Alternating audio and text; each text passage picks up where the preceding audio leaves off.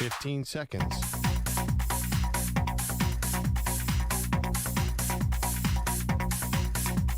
Break ends in 5 seconds.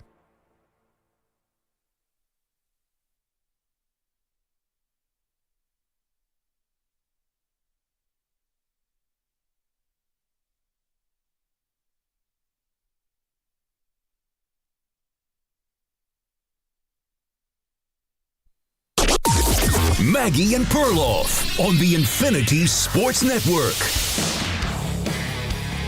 Well, look who's going to be starting the preseason. Shedeur Sanders. Welcome to the show, Maggie Gray, Andrew Perloff. That didn't take long. We were wondering the day that Shedeur was drafted in the 5th round, Pearl, by the Cleveland Browns. It never made any sense why he went to Cleveland. And we wondered, how could he possibly make his way to the field? Then you get to training camp. He's taking no reps with the ones. He's buried behind Joe Flacco, Kenny Pickett, Dillon Gabriel. Couple hamstring injuries later, Joe Flacco is 40, so why would he start a preseason game? And all of a sudden, step up Shedeur Sanders. You are starting against the Carolina Panthers on Friday. Yeah, it's amazing. The universe had different ideas than the Browns. The Browns clearly wanted a couple things. They wanted Kenny Pickett to win the job. Yeah. His hamstring is way more serious than I think. Like, he's basically, they're not even talking about his potential return anytime in this preseason. Dillon Gabriel gets all these reps. He's got a hamstring, and you know how hamstrings linger. So now Shedeur is going to get his chance, and you know what Shedeur does. Once the lights come on, he's probably going to play really well, even though, according to the Cleveland reporters, he's not thrown a pass to Jerry Jeudy yet. So then he's going to go out for the first team in joint practices and preseason games, and all of a sudden start throwing to Jerry Jeudy and David Njoku. So whatever plans they had are just totally scrapped, and now it's anybody could win this job. Watch Stu Huntley, who they just signed out of nowhere to fill out the roster, come in and compete for this job. Can I tell you, though, what I think has to happen? You know, they say, like, if you want to beat the champ, like, you really got to beat the champ. You know, you're not going to win on a technicality. That's kind of like a cliche that's out there. I think from what you just said, I don't think the Browns ever wanted Shedeur to actually be close to winning this competition. No, I agree with that. Okay, so he's going to have to kill it. Like, we were kind of overreacting a little tongue-in-cheek to Trey Lance and how good he looked in the Hall of Fame game. That was against all backups. The Detroit Lions played no starters. I don't even know if any starters were even, like, within 10 feet of the field. But Shedeur's going to have to play so convincingly well in this game, because I still don't think that the Browns actually want him anywhere close to the field. He's going to have the crowd support, certainly. I mean, this game's in Carolina, but you know what I mean. The fan base is going to get more riled up about him than anyone else on the roster, and he's going to have to look amazing. Not just good, not just okay, completed half of his passes, da-da-da. He's going to have to really go out and win this thing, and so I don't even know if that's possible, because I would lean no. Well, the Panthers are playing their starters. Yeah. I would lean there's nothing he can do except to hope Joe Flacco gets hurt.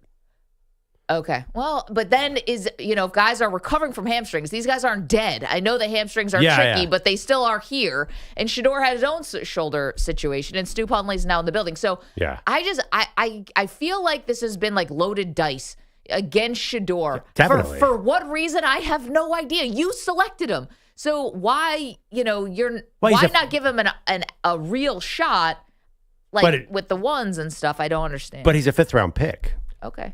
I mean, in a normal situation, is there any other? I mean, last year, I guess Spencer Rattler got in for the Saints. I think he was 5th round, but generally, we don't sit at any other camp and say, geez, why aren't they giving the 5th-round backup? Like Quinn Ewers in Miami, for example. No one's like, well, why aren't they giving Quinn Ewers a shot? I mean, generally 5th-round picks are not supposed to start week 1. Most even 1st-round picks. Jackson Dart apparently looks great in Giants camp, and no one thinks he has a chance to get the job. So why would we think that Shedeur deserves a normal shot? Because when he got to Cleveland, this is not a normal quarterback situation. Tua's entrenched as the starter in Miami. Russell Wilson is going to be a Hall of Famer. Right. Shedeur has in front of him Joe Flacco, who's been a backup for years now, who has not only been a backup, he's like the last resort. That's what you're hoping for, Joe Flacco, right? Can come in and win you a game. But no other team in the league wanted Joe Flacco as a starter or thought that's a good idea. Kenny Pickett is a reclamation project at this point. So there's not like an entrenched person that he was going to have to jump, which always made this quarterback battle like something crazy. If Deshaun Watson was there and healthy, yeah, then I understand why we're not even talking about Shedeur ever seeing the field. Okay. But he's not. So there was always that opening, and now it's arrived here at our feet much earlier than anyone thought. Oh, yeah. I mean, there is a reality, though. He is a fifth-round pick. And remember when Russell Wilson won the job in Seattle, like 2012, around that? It was shocking. And he was a third-round pick. Yep. And he was kind of a finished product coming out of college. That was unprecedented in a way. Like that, we've never really seen a lot of that. I don't know that we've ever seen... there's got to be examples, but a fifth-round pick starting week one, has that ever happened? Well, Dak Prescott was a fourth-round pick. I mean, but Tony Romo had to get hurt. There are some circumstances, but I guess this is where you and I think, are never going to see eye to eye about the Shedeur thing. Facts. He is a fifth-round pick, but is he really? Like, wow. Yes, he is. I get that. That happened. I'm not challenging the facts. But why? And that's what the most intriguing thing about it. Was it the football? For football reasons, he doesn't match up as a fifth-round pick. And I think that's where we're like, well, he's a fifth-round pick. He's, we never see this. Like, yeah, but he, to me, really was an end of the first round, second-round pick. And it was all the other stuff that got in the way. And by the way, a lot of that is their fault. I'm not taking them off the hook for that. I'm going to say them. I'm saying Shedeur and Dion, and now we know how serious the health concerns Dion was dealing with. They should have just hired a regular agent. They should have not have done this their way. I think it was a huge mistake. I said it that day. I'll maintain it. And especially now knowing that Dion was battling cancer, you've got to let someone else take over there, in my opinion. And so that's why I'm having trouble saying, well, he's just a regular fifth-round pick. He's not. I think this is more like a late first-round, second-round pick getting their opportunity. Well, I would just say the NFL draft market is pretty darn efficient. I mean, you look at most positions, the first round, like they generally do not take into factors other than talent. That's the rule, right? I mean, yes, some guys are so off the rails in college, like Tyreek Hill fall to the fifth, Antonio Brown will fall to the fifth. Yeah, that's I don't think football. Shedeur is that at all. Right. I mean, he's had a couple character issues with speeding tickets here, but no, Aaron Hernandez fell. He's not, generally, the NFL does not let talent fall, especially if there's not serious character concerns. That's why this was so surprising. I mean, that's why you think it's the football, that it's him going backwards. It's their footwork, whatever it is. I don't think he's a late first rounder. I think probably late first round. There are no second round quarterbacks. Like you don't take a quarterback in the second round. You wait till the third, so you don't have to deal with all this. So quarterback's just an odd position. Yeah, you could be right, and he could get out there, look great in the preseason, win the job, and he's older, so he should be ready to start. He's played plenty of college football. But still, I think they view him closer to a fifth-round pick. And you know what? They're the only team that took him. If they didn't take him, who knows where he would have fallen to. 888-710-4ISN. How about Easy's in the chat already saying, I'm actually looking forward to a preseason game now. Can't wait to see Shedeur play. I think a lot of people are like that. And Pine Needle pointing out, remember when Mr. Irrelevant won the job in San Francisco? Sometimes people aren't always right on the draft. Yeah, that happens. What week was that? I mean, coming in, it wasn't week one. No, but we know now that Kyle Shanahan behind the scenes was like, I think at first it was kind of viewed as a problem. Like, oh man, I think that the guy who was taken in the seventh round is actually better than the guy we traded up to get with the third overall pick. Right. But if you look at 32 teams, how many of the elite quarterbacks are first round picks? 85%. What percentage of the left tackles are first rounders? 97%. What percentage of the pass rusher? Fair, Pearl, but I mean, the market is pretty darn efficient. Okay, but do you think that it was? So you think there was nothing else about Shedeur Sanders that caused him to fall? And by the way, there's all those things are still present, and that might be the reason that Cleveland doesn't want him to get start. That's why they're not letting him throw to Jerry Jeudy, because it's still an issue. Yeah, I guess how many health things does Dion have to go through before people realize he's not a threat to an NFL team? Well, I got to tell you one thing, too. Shedeur, it's August 6th. Like, what makes you think he's not going to get hurt? it's either too human in Cleveland. If two quarterbacks who are both 26 and 23 went down, I don't trust that Shedeur or Snoop. You got to protect Snoop Huntley. Like this is a mash unit. You brought up an interesting point. What if Shedeur plays well, Flacco looks and then Pickett gets healthy again, and I just don't think Cleveland wants to start him. I agree with you, and I don't understand why. Why take a guy in the fifth round? And he starts, separating himself. Well, first of all, that has to happen, right? That has to happen. He has to look very good against the Carolina Panthers. But let's say he plays well. Let's say he has played a lot of games in his career, both Jackson State and then at Colorado. He is very accurate. That is what all of the reporters have been saying. He doesn't get any reps with the first team, but when he is out there, he looks very accurate. That's always been his thing. So let's say it looks good. I don't know why you would stand in the way here if you're the Browns. Like, why are you self-sabotaging against somebody who, clearly has some talent? Doesn't make sense. One thing is the Browns have a really tough schedule to start the season. Yeah. So you probably don't want to start either of the rookies for that. But they're not going to. Flacco is number one. This is for the backup job. Yeah, and by the way, I think Flacco's number one unless Kenny Pickett can get back in time. That would be the only real shake. But you sure Flacco is going to stay healthy till September? What is it, 7th when the season starts? I think this is a chaotic situation that gets more chaotic. By the way, I heard Adam Schefter on ESPN said that he is convinced they're going to carry 4 quarterbacks on their roster, which to my knowledge has never been done. So talk about unprecedented. This is a totally chaotic situation. 888-710-4ISN, 888-710-4476. We're talking about Shedeur Sanders and wondering, this is the must-see outside of whatever team you root for, right? You root for your team. You're all into who's going to win the, backup cornerback, battle. We get it. We get really into the depth chart when it's our own team. But just from a 30,000-foot perspective, I think this is easily the most interesting preseason game that we're going to watch. I love all the preseason games. That's my time to shine. Yeah. But there's a trend, everyone's playing their starters in week 1 now. Like preseason is back, baby. The numbers on the Hall of Fame game were gigantic, the TV ratings. You're telling me you're not dying to see Ashton Jentney in a Raiders uniform, Joe Burrow is starting for the Bengals. Yep. This is going to be a great weekend of NFL preseason. You're right. This is the primetime game, but all of them have storylines. Can Shedeur actually put himself in play for that backup job? A backup job? But what about starting job? Well, I think they want Flacco. I think we can ask that. I think we can ask that question. Can he play well enough to look like a starter? Sure. Yeah, I think it goes back to what you said. I don't think that for some reason the Browns took Shedeur Sanders but don't want him to win this job. Yeah, I think I don't understand that. In an honest moment, do you think they want him to look mediocre to bad?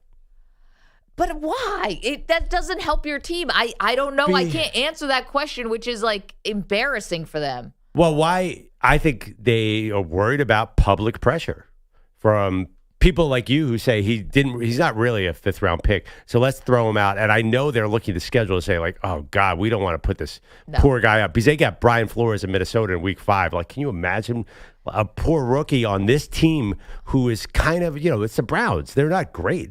No. I think if you're a rookie, you got to wait till the second half of the season. Give him a lot of time. This is not about outside pressure. I think it is. No, this is not about. Well, the Browns do react, I think, to outside pressure sometimes, but I think this is about one person and one person only. It's about the owner of the team. And if Shedeur plays well, I don't think it's about whether you and I say that the Browns should start Shedeur Sanders or anyone who's going to call our show today. I think Jimmy Haslam, the owner, who you cannot convince me that he didn't have a hand in Shedeur Sanders being drafted because he admits that he's part of the process. So we know at the very least, if the owner says, I do not want this guy, there's no GM on earth that's going to say, well, sit down and shut up, billionaire. I'm drafting him anyway. There's no way. So if you are going to admit that he's part of the process, which means he could have veto power, that means I think he has, rubber stamp power, if you will, or says, I want Shedeur. And so if Shedeur plays great, I think Jimmy Haslam, just like Chris Ballard from the Colts came out and said Jim Irsay made him start Anthony Richardson week 1. We know that the owners get involved. No, it's a very good point. But how come Haslam hasn't gotten him any first-team reps? How come he can't get him to throw to Jerry Jeudy just once? If the owner is so into this guy, you'd think they'd try one rep in 3 weeks. Bro, it's been like a week and a half. I mean, it's already there. It's been, 70% of training camp, and they really have, and they've been pretty, they have not let him play with the first, even when all these guys went down. Yeah. I heard that they didn't let him throw to the first team yet. Yeah. Maybe today will change. I hope so. He's starting the game on Friday. You got to start throwing to the receivers you're actually going to be throwing to. Yeah, but I imagine we'll see, 2 series of Jerry Jeudy at most. So I don't think it's really super important that, I would hope Jerry Jeudy and David Njoku are not out there for very much time. No, but you want to get a little comfortable. 888-710-4ISN. Meanwhile, it is joint practices between the Browns and the Carolina Panthers. This is all about the owner. I mean, if Shedeur plays well, I think the owner comes in and says, make him QB1. I know how this movie plays out. I think Snoop Huntley is going to win some games for the Cleveland Browns. I really, really do. I've already seen that movie. This is the sequel? Well, it's Snoop. Has he played for the Browns? Yeah. Oh, okay. I can't even remember. Who was he a Pro Bowl with? The Ravens, right? Yeah. They played against was it the Bengals in a playoff game? Yes. Yeah. I think Lamar was hurt. I think, first of all, I think Shedeur probably, he should watch out for whatever's in the turf there because his hamstring, who knows if that'll hold up. This is insane what's happening in Cleveland. Can Shedeur win QB1 with a great performance in this preseason game? 888-710-4ISN, 888-710-4476. Don't forget, I had 2 sons, right? We will never forget Shiloh. All right, give us a call. Tell us what you think about this whole situation in Cleveland. Coming up, we also have some comments from Jerry Jones. Things just keep getting ratcheted up when it comes to Micah Parsons. The latest, could he miss the opener against Perloff's Philadelphia Eagles? We've got Jerry for you next. Are you asking me? You're in a 5-minute break.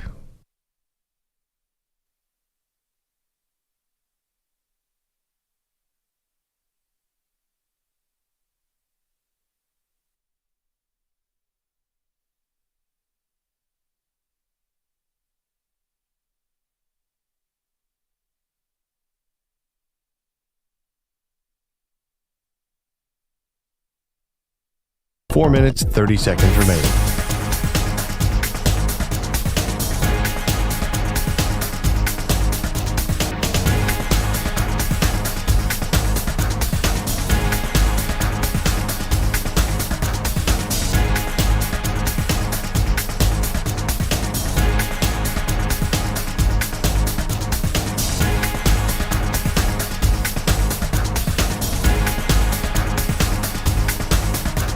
Four minutes remaining.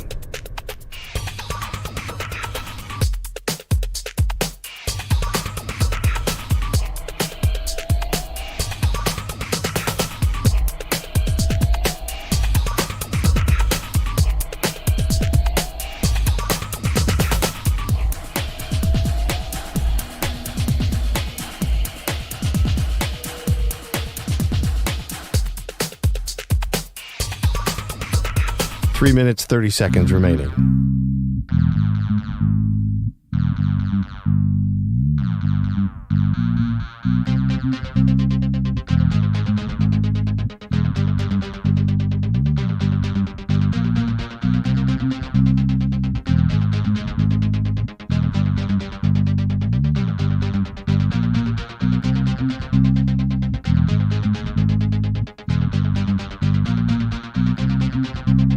Three minutes remaining.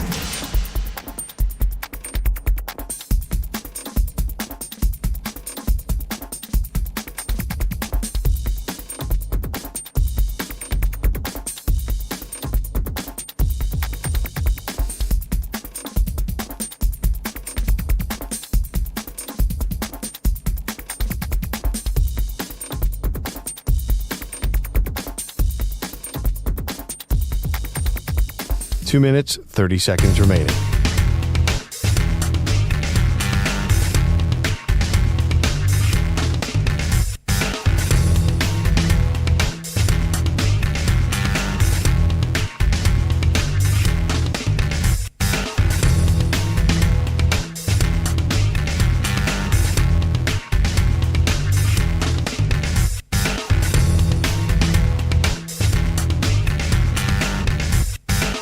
2 minutes remaining.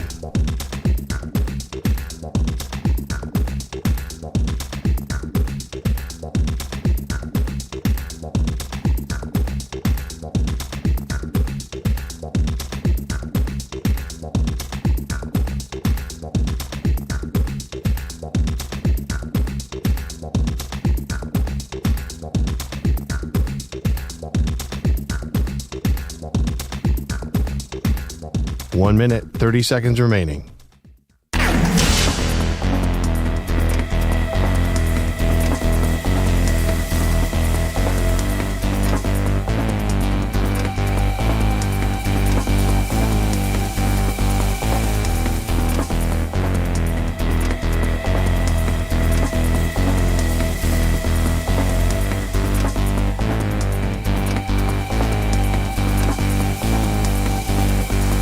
One minute remaining.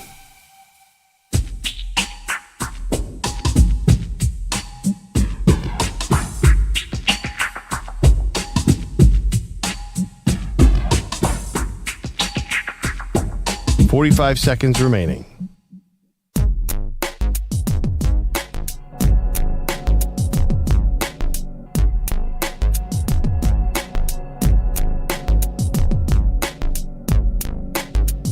Thirty seconds remaining.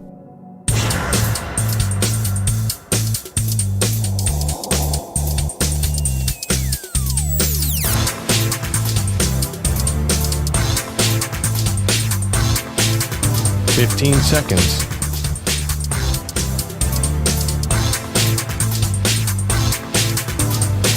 Break ends in 5 seconds.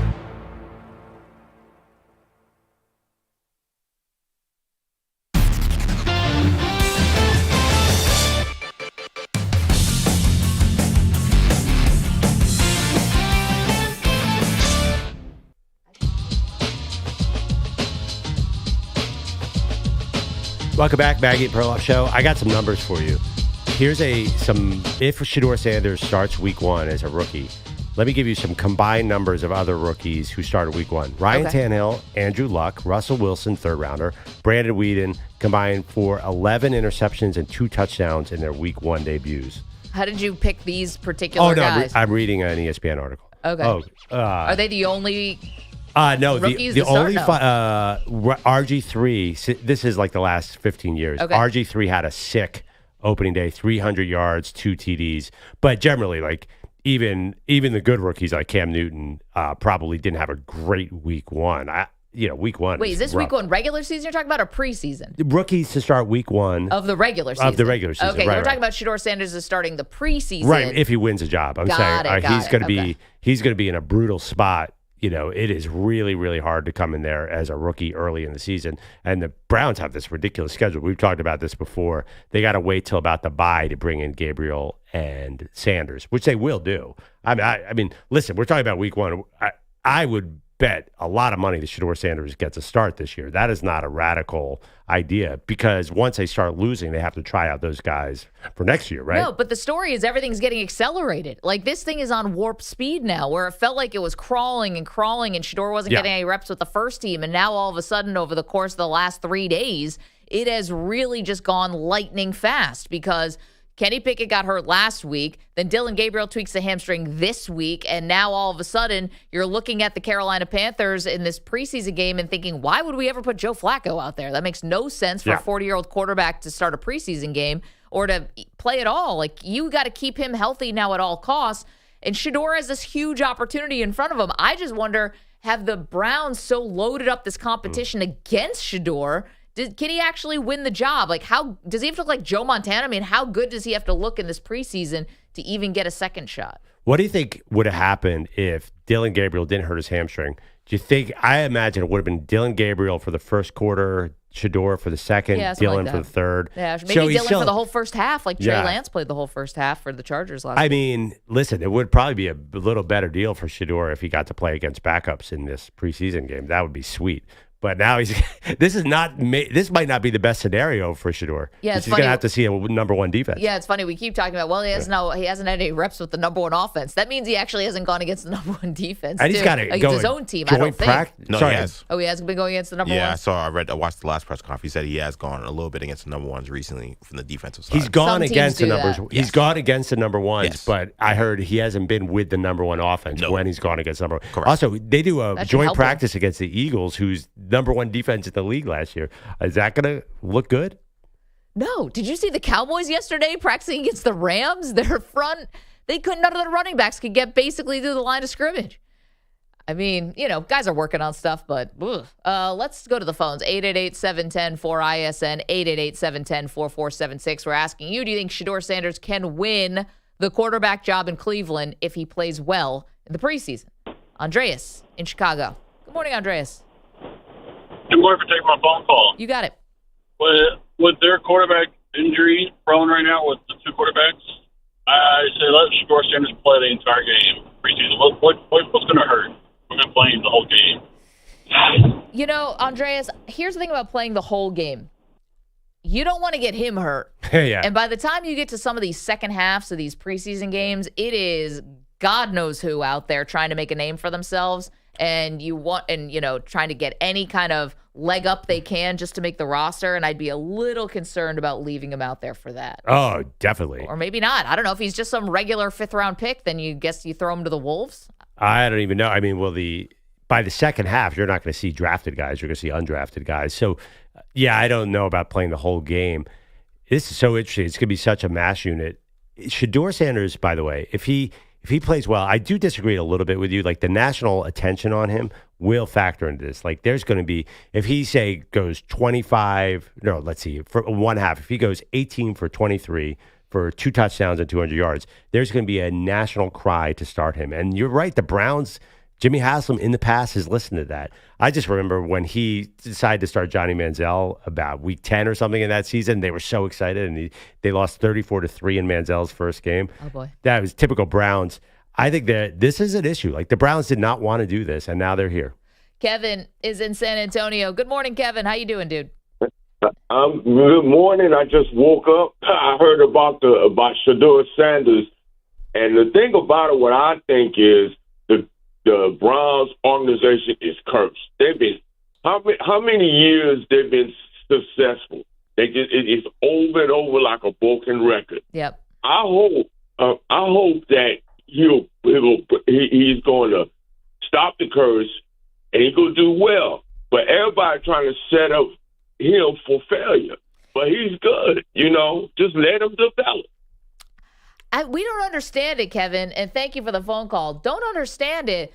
Why you'd be setting him up for failure when you drafted him? It's like the Browns kind of felt like they didn't want to give him a shot. Now, maybe you want to bring him along so slowly because you really are trying to, build him up in some kind of way where it seemed like they were giving Dylan Gabriel maybe some more complicated things and Shedeur was the more simplified things. I don't know. I find he's not your average 5th-round pick. That's what makes this so compelling. Because we've had famous guys' sons play in the league for years. It's not just that it's Deion's son. It's that we watched him in Colorado play alongside the Heisman Trophy winner. We know how talented Travis Hunter was, and Shedeur seemed right there with him. He's not as talented as Travis, but he was right there throwing him passes. So it felt so odd that he would fall to the 5th round. It just didn't make any sense. Yeah, it was weird. I'm not going to try and I do think the market says something here, but I do agree it is a little strange that he went to the 5th round. But again, we're not worried about when is Will Howard going to start in Pittsburgh or he Kyle just broke his McCord. finger. Or all these late round guys. Nobody on earth is saying when is Graham Mertz getting in for the Texans. Usually 5th round picks. If it was a normal year, a normal guy, we would totally understand the way they're handling this, right? If you didn't take your thesis that he's not a normal 5th round pick, then this would all seem pretty routine.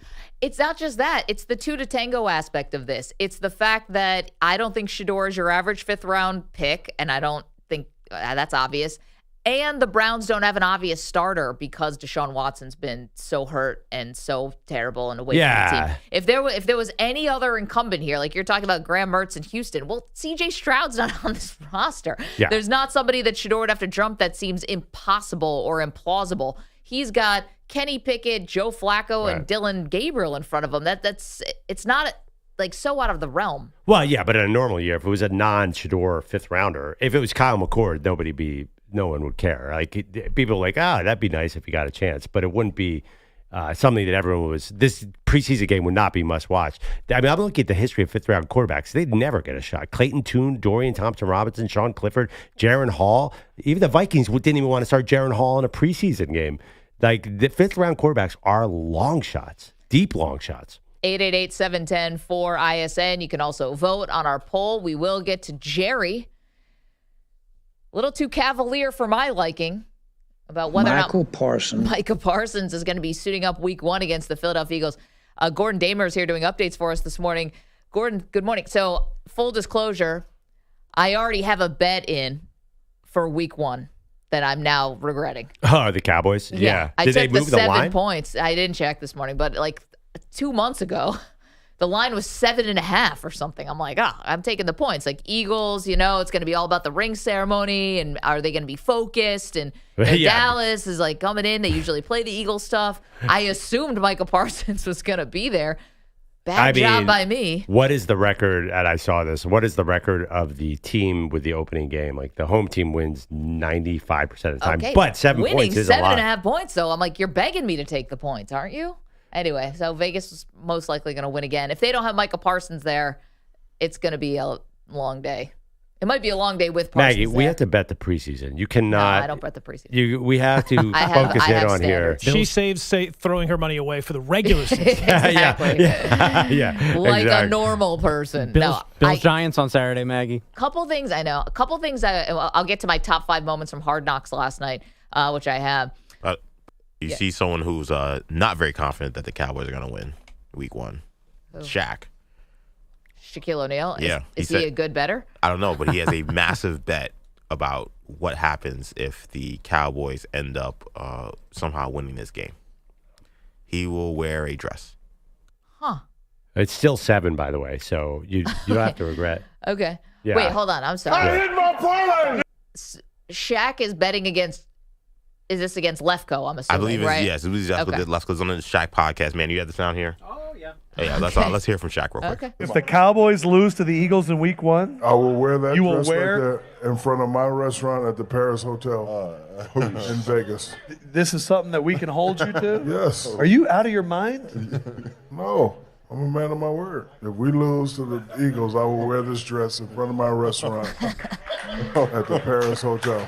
Gonna be honest, Dennis Rodman already did this to sell books many, many years ago. Put on a wedding dress, went Sorry right down about that, Fifth Avenue America. in front of a Barnes & Noble. It worked. I don't know why I used to wear the dress. I would say I'll be giving out things in front of my restaurant to get more people to come. And Well, he's if not you taking want any to. points in that bet, huh? He's not. Cowboys straight up. Cowboys straight up. Now, if you can get him to make that bet with Charles Barkley, given Barkley's record betting, then you would feel much better about chances, right? Yeah, that's true. Barkley does sort of give a little support to the Eagles. Do they make dresses that big? Yeah, great question. I understand. Victoria, definitely a secret. Women come in all shapes and sizes. It's Yeah, not about I'm a not- body shaming thing, No, but I Shaq's don't also know. 7 feet yeah, tall. I don't know that there are 7 feet tall. Although Rodman was like 6'8". By the way, the fact that the spread hasn't changed means that Vegas thinks this Micah Parsons thing is total nonsense. They could care less about this. I like your bet, by the way. 7's a ton of points. I know, but now that I think about it, they're begging you to take it. Like I fell right into the Vegas sucker yeah, trap. I mean, listen, the win total of the Cowboys is not great. Like I don't think there's a lot of hope there in Dallas. So yeah, the Eagles. Yeah, I might bet against my own team here. I'm with you. Don't feel bad about Micah Parsons. That is going to work out just fine. I always feel bad when it comes to the Cowboys. Gordon's here. He's got the latest. What's going on? Well, I can tell you this Sports Flash is sponsored by Progressive Commercial Insurance. Protects your small business with affordable coverage options.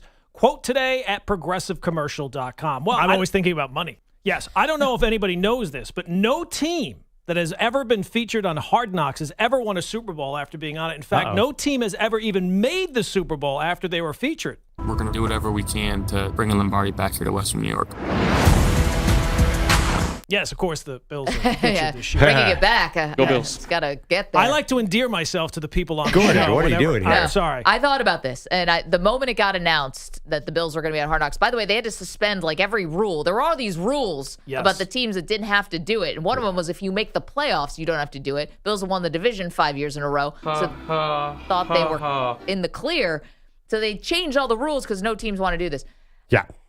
Here's where I'm like, this is what I'm telling myself.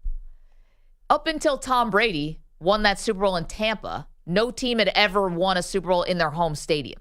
So these things do happen. Absolutely.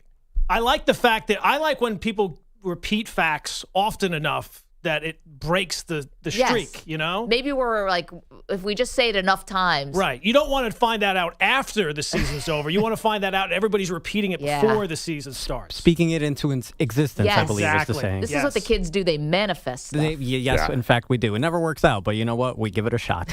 But teams improve with hard. Like there's a quote-unquote Hard Knocks bump. Everyone says Is there? that. Oh, yeah, because Dolphins have been on it a couple times. I don't remember anymore. I'm waiting for the Giants bump. a lot of teams make the playoffs out of nowhere after, like, I remember the Bengals did it. Manny's team was on it. They won 3 games. Yeah, baby. Those off-season Hard Knocks. The Jets had their best season ever after Hard Knocks, right? That's not hard. But they also had the best defense in the league. Let's make sure we play like the New York Jets.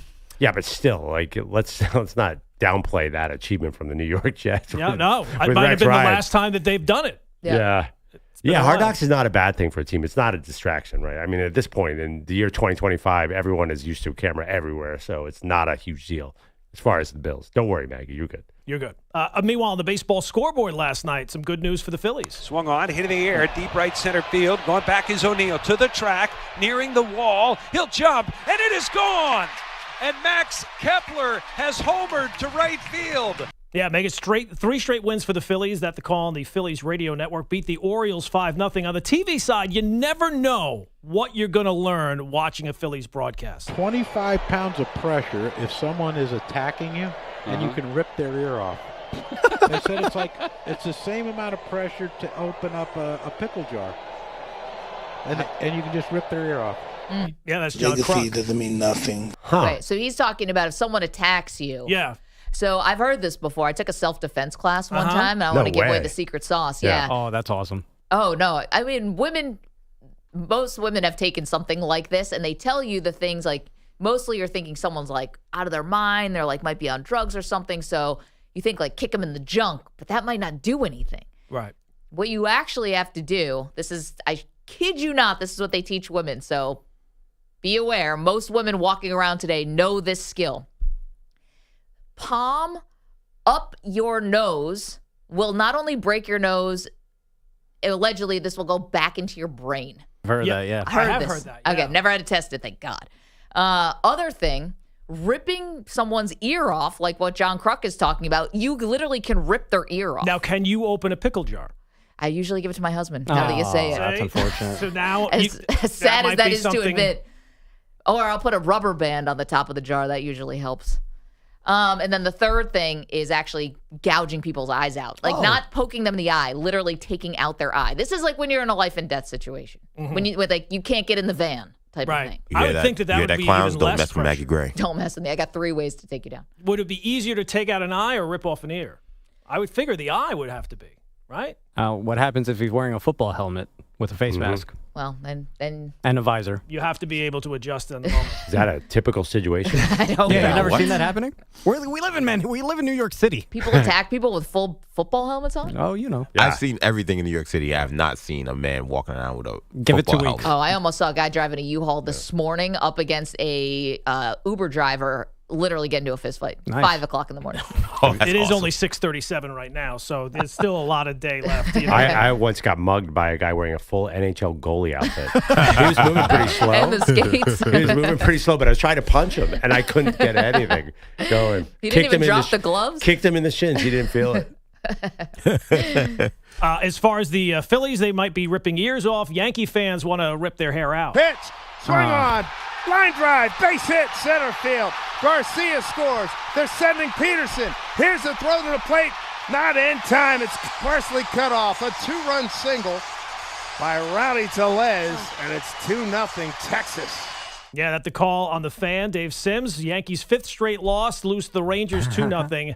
So the Yankees, who once had a 7-game lead in the division, that lead now just a half game for the final wild card. But look, at least the Yankees have a guy like Aaron Boone running the show. Oh, yeah. So he can always give you answers like, why is Devin Williams struggling so much? I'm not sure. Obviously there's in the middle here a big chunk where he's been really good, and then lately has had some struggles, obviously.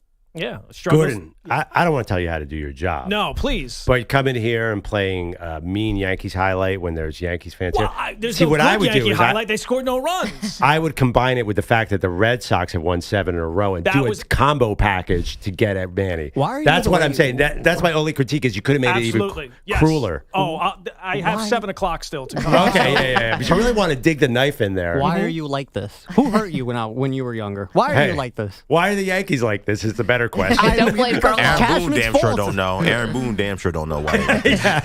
Everybody in the world knows that this guy isn't a high leverage guy, and Aaron Boone throws him into the game in a 0-0 game in the 8th inning. Way to go, Aaron. At this Perfect point, time. I think that you'd be letting Boone off the hook if you fired him now. Like, this is like when your parents catch you smoking, you got to smoke the whole pack. Like, he should have to just be part of the ship that goes down in flames.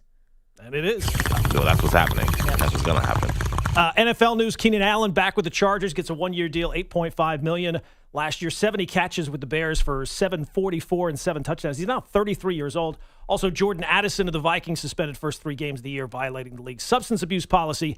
That stems from a DUI charge that he eventually pleaded down to a wet, reckless charge. Saw that. Excuse me? Is that a straight? Shouldn't we have something a more official title than a wet reckless? What did you get charged? Wet reckless. Yeah, like wet T-shirt. It's a little weird. I was wondering, did that mean there was actually alcohol in the car? I'm wet. I'm dirty. I don't know. I'm not sure. I have the rest of the morning to figure that out. Thank you.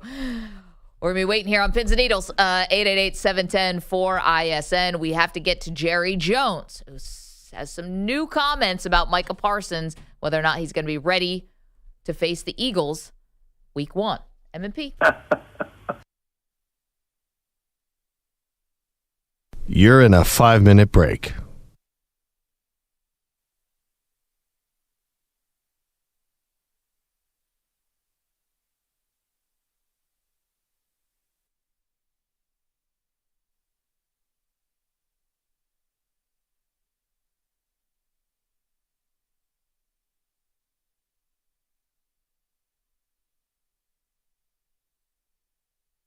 Four minutes, 30 seconds remaining.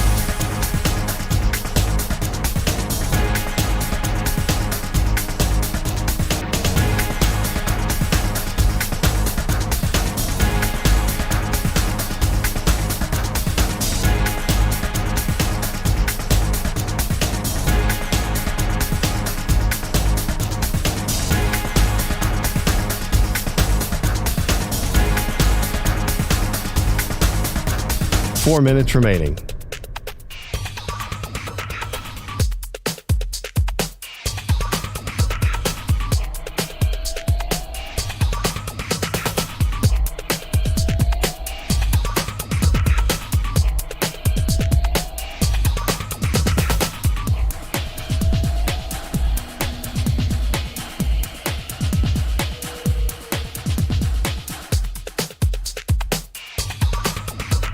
Three minutes, 30 seconds remaining.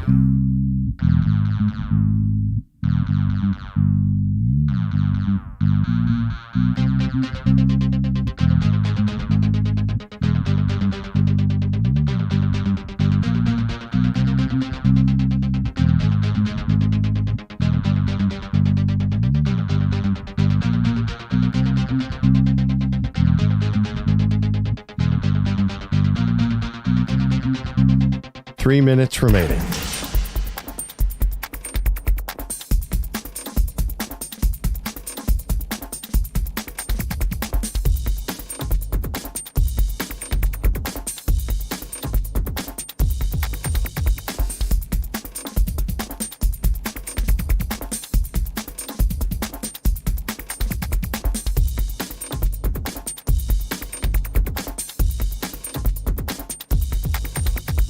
Two minutes, 30 seconds remaining.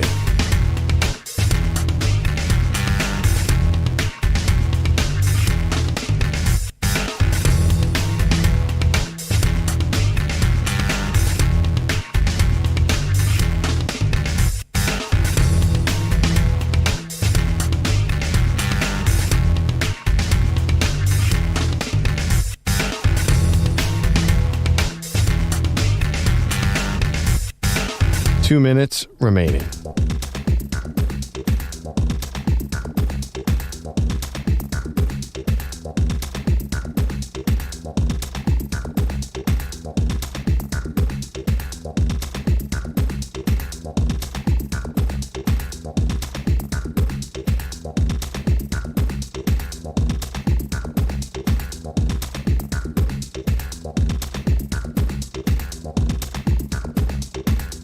One minute, 30 seconds remaining.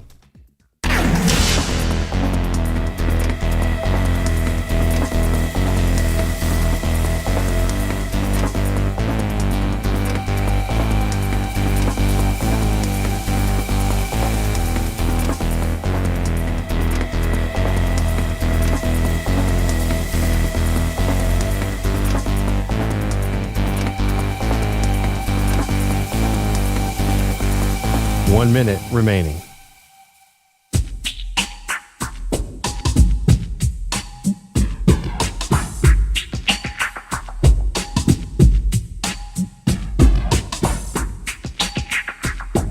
$45 seconds remaining.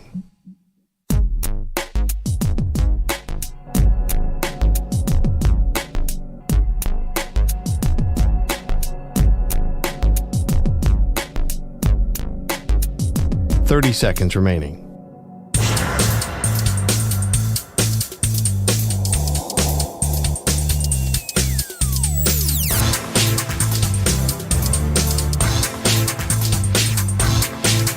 $15 seconds.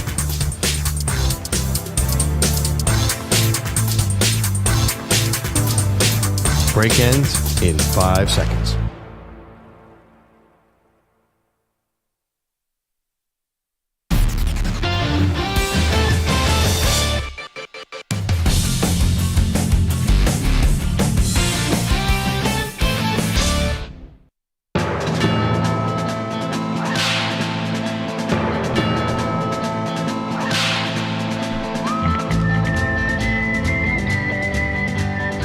Of our Cowboy Quickie. This one a little bit more than a quickie, but Jerry Jones yesterday speaking again to reporters. Man, sit one out. Oh, yeah, right. I know. He actually, remember he sat out at an owners meeting? It was shocking. We all thought, no, if you're going to Oxnard, you're there to talk to Jerry Jones. Whether you want to or not. Yeah, or he'll talk to you. Jerry Jones, in the scrum of reporters, asked if he was confident that with this contract situation going on with Micah Parsons, is he confident Parsons will be, suiting up week 1 against the Philadelphia Eagles? Any confidence that he will be on the field against Philadelphia? Again, no. Absolutely not. That has to, a big part of that is his decision. How would I know that? I'm just saying. No, but I'm urgent.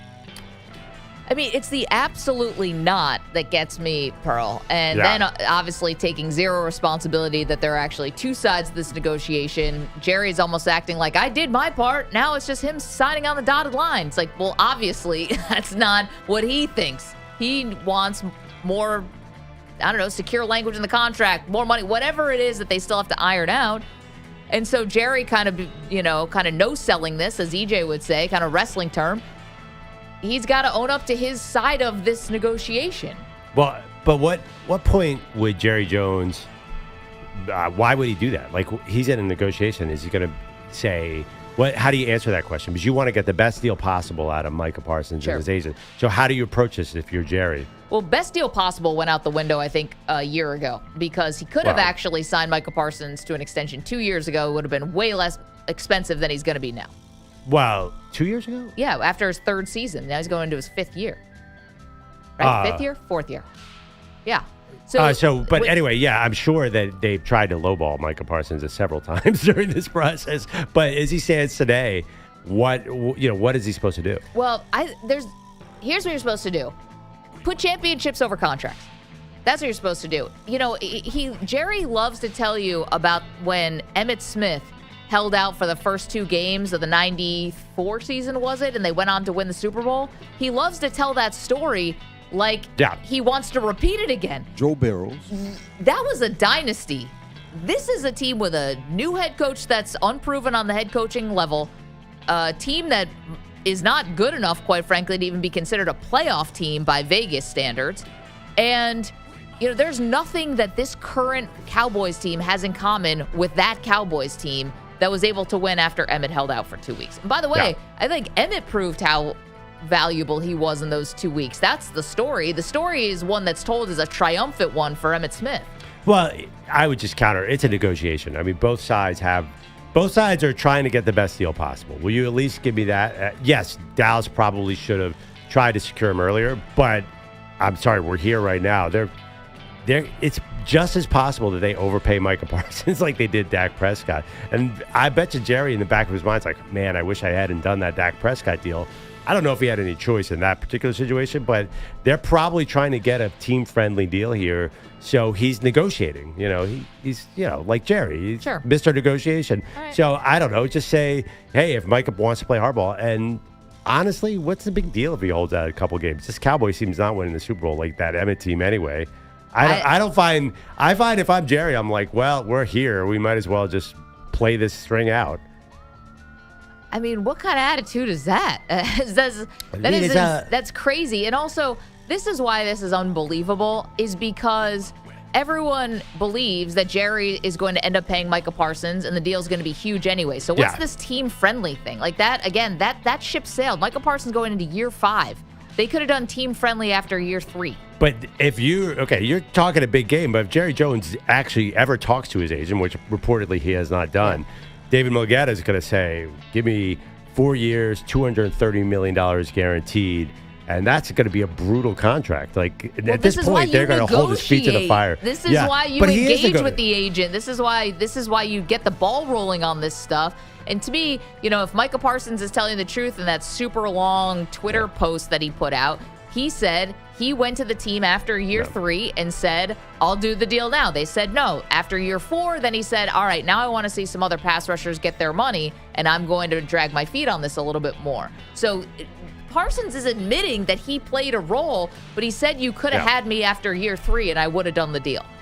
That's what he says. So I'm not disagreeing with that, but who knows exactly what deal he wanted after year 3 too. I just think that Parsons wants to get paid a ton. And listen, there are some doubters of this guy. He's not quite Myles Garrett.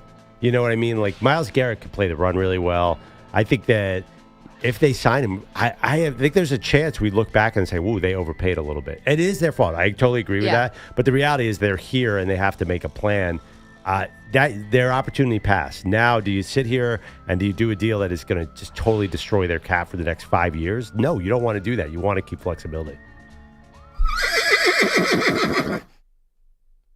Jamie is in Dallas, Texas. Jamie, what do you make of Jerry Jones now saying he doesn't know if Micah Parsons is going to play against the Eagles? Good morning. I don't make much of it. Perloff, I think you're dead on. I think this conversation is a little bit deeper. Number one, Mike is under contract this year, and the Cowboys hold his rights, and they can franchise him the next 2 years, just like they did Dak if they have to. And those are the facts. But they don't. But but Jamie, you don't want to do that. You don't want to do that because it's not about what you want to do. Like you said, this is a negotiation. Each side has leverage, and that's just the facts. And negotiating in the public and everything else, that's not really, that's what Jerry's trying to say here is he's not really going to do that. You bring up Emmitt Smith. How did Ezekiel Elliott's deal work out for the Cowboys? Where I'm going with this is, Perloff, you mentioned that he's not Myles Garrett. Let me tell you who else he's not. He's not T.J. Watt. And as a Cowboy fan, if you think I'm happy to say that, that's not the case. But Micah still runs around a lot of blocks. He's a little one-dimensional. He's very much speed and finesse based player. He's not even Von Miller of the Broncos, because Von Miller had the ability to turn speed and power and use those. And I think that's when DeMarcus Lawrence left. That was his deal, is that Micah's not very strong against the run because he's constantly running around blocks. You're making great football points, and I'm not going to dispute that. He's not the perfect player. But the Cowboys had already said at one point, we will make him the highest paid non-quarterback. So, like, they already, that's the thing. Like, it's whether we think he's as good as Myles Garrett or TJ Watt, it's kind of the next man up situation, and that's where the Cowboys royally screwed themselves. Thank you so much for the phone call. Because, of course, is he better than Myles Garrett? I don't think anyone's saying that, Pearl, but he's the next guy up, and the Cowboys have already, like, kind of signaled to him, we're going to pay you. Yeah, I mean, great points. I mean, first of all, if he's not quite as good as Von Miller, that still doesn't mean Von Miller was pretty darn good. So he is worth a lot of money, but they're big contracts, Maggie. 888-710-4ISN. Got Packers news for you next.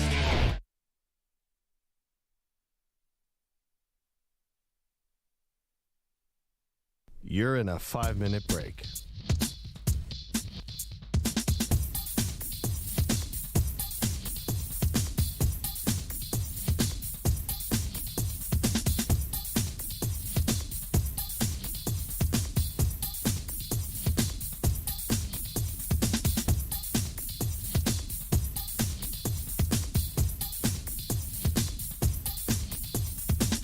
Four minutes, 30 seconds remaining.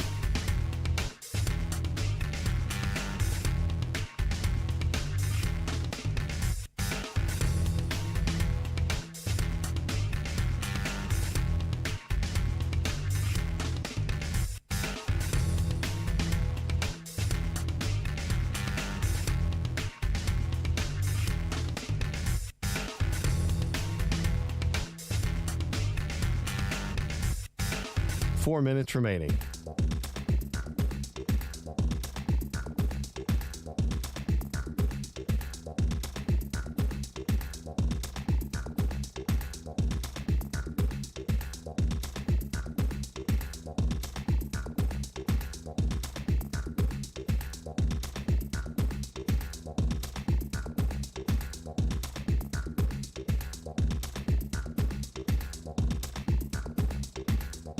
Three minutes, 30 seconds remaining.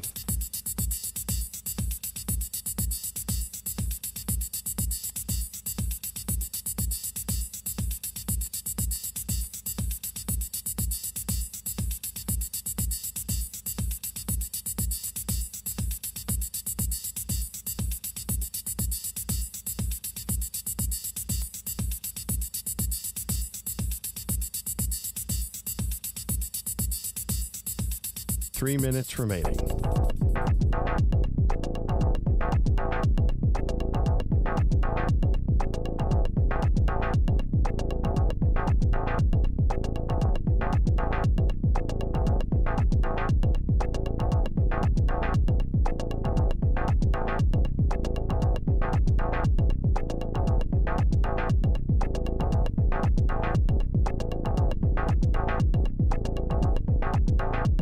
Two minutes, 30 seconds remaining.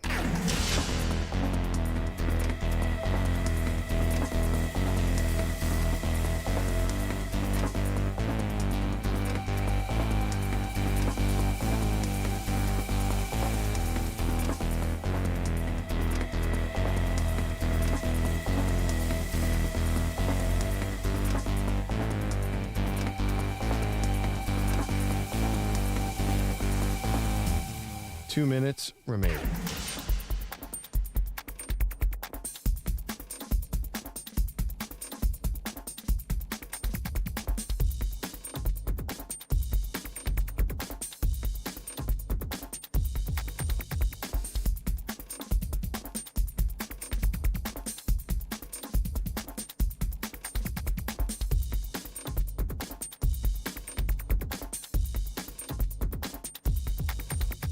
One minute, 30 seconds remaining.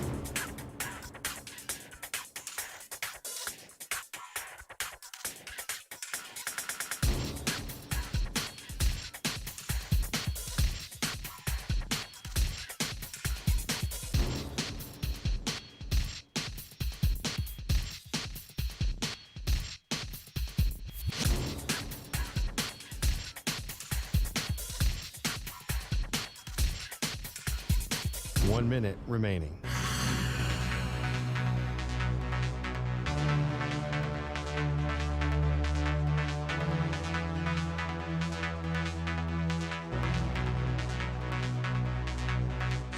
45 seconds remaining.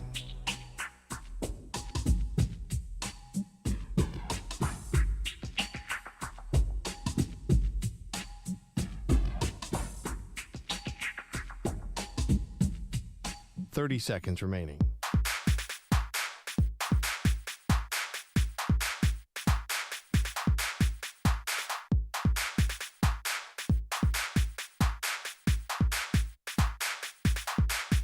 Fifteen seconds.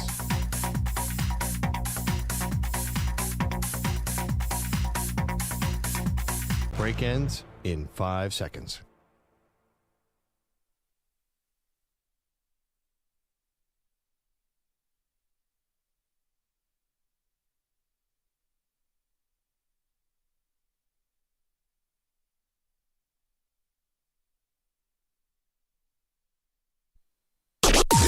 Maggie and Perloff on the Infinity Sports Network. Get to a big question about the Packers quarterback in just a moment, but first, this Micah Parsons contract thing is not going anywhere, and now the two sides are ratcheting things up even more and more. Welcome to the show, Maggie Gray, Andrew Perloff. Yesterday, Pearl, was the first time it was even floated out there that Micah Parsons may miss the Cowboys opener against your Philadelphia Eagles. The Eagles, a very serious team, right? A serious team that's serious about winning, that is the reigning Super Bowl champions, that has built a roster that, maybe the most talented top to bottom in all of the NFL, playing against a team that can't get a contract worked out with one of their stars yet again. And instead of this thing being handled behind the scenes or quietly, instead it's front page fodder. And now we're talking about missing games. I love everything you just said. Let's go. Mess it up, Dallas. I mean, this is 30 years of Jerry Jones, and nothing has changed. Basically, you said they keep doing the same process with contracts where they let it go too long and they overpay for their star players. But nothing has changed in the fact that Jerry always plays things out in public ever since he fired Jimmy Johnson. Yep. They are a non-serious franchise. I completely agree. Here is Jerry Jones yesterday talking to a scrum of reporters, not confident Micah Parsons is going to play week 1. Any confidence that he will be on the field against Philadelphia? Again, no. Absolutely not. That has to, a big part of that is his decision. How would I know that? I'm just saying. No, but I'm urgent.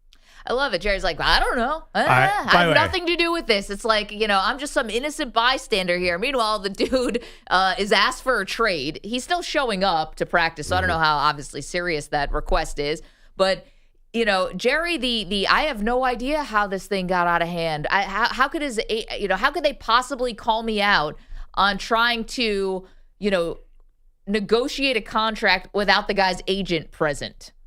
Well, because it's worked in the past, according to Jerry. The funny thing is, too, you had no idea where Jerry was going to go with that answer. Do you think Micah is going to play week 1? Typical Jerry would have been like, yeah, I think he expect him to be out. Like, I'm actually surprised. I have no idea. Like, what's he trying to achieve there? He is as unpredictable as the weather. There is no way anyone could have said, oh, well, of course Jerry's going to answer this question that way. The guy, you will give me this. He continues to surprise a little bit. Yeah, I just don't understand. If you're trying to win this battle, like in the court of public opinion, I guess, like, who do you think the fans are going to blame if he's not out there week 1? I got a little surprise for Jerry. It's not going to be Micah Parsons. I don't think the Chiefs fans were blaming Chris Jones when he sat out the first week of the season in Kansas City. I don't. Because he was in the crowd with a giant smile on his face, drinking a soda. I mean, I guess it depends. Yeah, I don't think it's so cut and dry. I think Micah will possibly take some heat for this if he doesn't show up week 1.